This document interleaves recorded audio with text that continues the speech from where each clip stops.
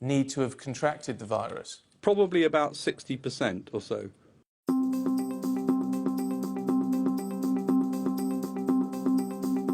It is the case, of course, that if you completely locked down absolutely everything, probably for a period of 4 months or more, then you would suppress this virus.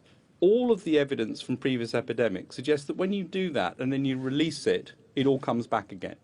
So the other part of this is to make sure that we don't end up with a sudden peak again in the winter, which is even larger, which causes even more problems. So we want to suppress it, not get rid of it completely, which you can't do anyway, not suppress it so we get the second peak, and also allow enough of us who are going to get mild illness to become immune to this, to help with the sort of whole population response, which would protect everybody. Yeah, I mean, that herd immunity, I know you talked about yesterday when you were appearing with the Prime Minister. In terms of building up a herd immunity within the UK, what sort of percentage of people need to have contracted the virus? Probably about 60% or so. And we think that this virus is likely to be one that comes back year on year, become like a seasonal virus, and communities will become immune to it. And that's going to be an important part of controlling this longer term. 60%?